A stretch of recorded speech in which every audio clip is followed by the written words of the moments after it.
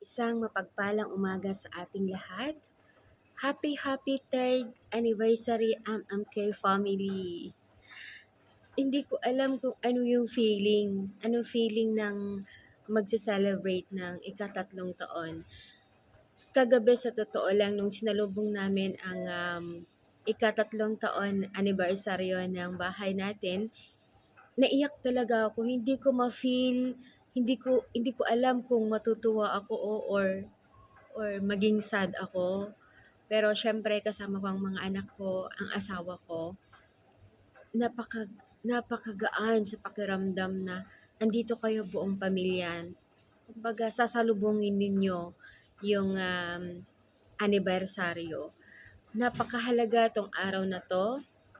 Dito ko nakita yung talagang paghihirap, pagsasakripisyo, pagtitiis, at higit sa lahat dito ko naramdaman yung totoong pamilya na kahit na wala pa akong totoong pamilya sa totoong buhay, ramdam na ramdam ko na yung pagiging ina ko na minsan pinapalayas ko sila, pinapagalitan ko sila, lahat ng 'pag tinotopak talaga ako, hindi ko na naiisip yung mga bagay na yun na hindi ko alam kung masasaktan yung mga anak ko, masasaktan yung asawa ko. Ako kasi yung tipong magagalit ngayon, maya't maya wala na. But anyway, thank you so much dahil nandiyan kayo.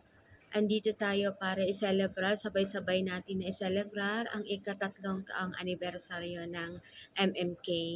At syempre, gusto kong pasalamatan ang aking mahal na asawa.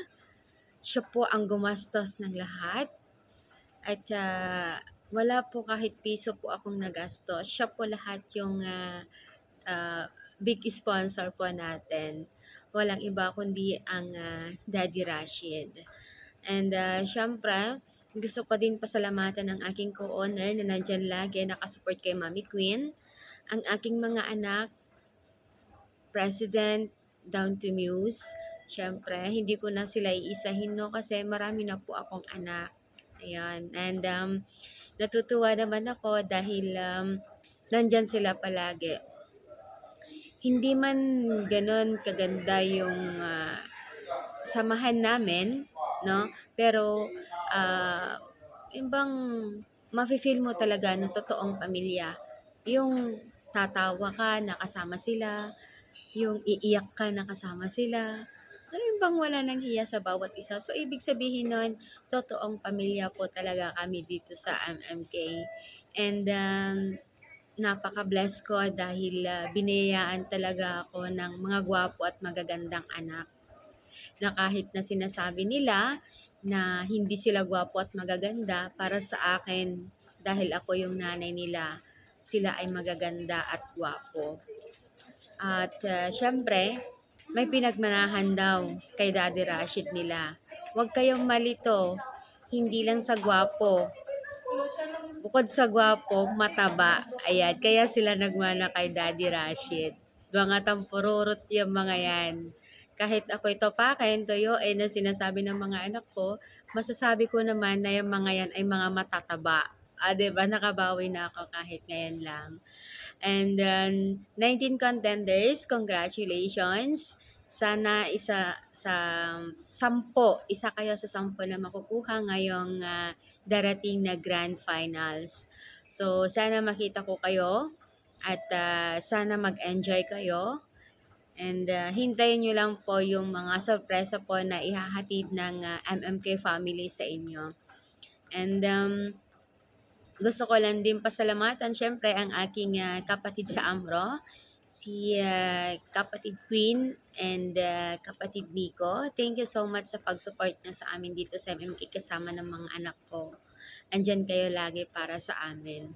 And special thanks din sa mga bisita po namin na nandyan, nakaabang lagi. Ayan, nakasupport sa mga supporters, sa mga contender nila. Ayan, thank you so much dahil andyan kayo para samahan kami, no?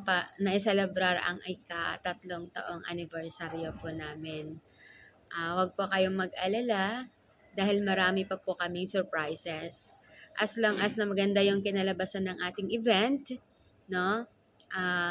Syempre siguro yung puso ko na naman ay magiging pusong mamon. Ayun, thanks for loving MMK. Other Trisha, thank you also. Ikaw talaga yung unang nag-greet sa akin ng happy 3rd anniversary. Actually, sila talaga yung mga katungha. Diba? Natunghayan nila kung paano nag-umpisa, paano nabuo ang MMK, at gaano kasaya ang MMK. Yun, thank you sa mga natulungan po namin. Alam ko namin na kikilalanin nyo kami hanggang sa pagtanda ninyo. Hindi man sa material na bagay, although hindi tayo magkakilala, pero syempre, yung mga tulong na yon ay nakatatak, of course, sa isip natin. Hindi kailanman masusuklian ng salapi, no? Yung ganyan na pagtulong po namin. Kasi kung gaano kayo natuwa, nasiyahan sa mga pinapakita namin sa inyo or ginagawa namin sa inyo, ganun din po kami kasaya. Mas masaya po kami dahil nakita namin na nakakatulong kami kahit sa maliit na bagay lang. Anyway, thank you so much. Especially sa asawa ko na nandyan lagi on my behalf.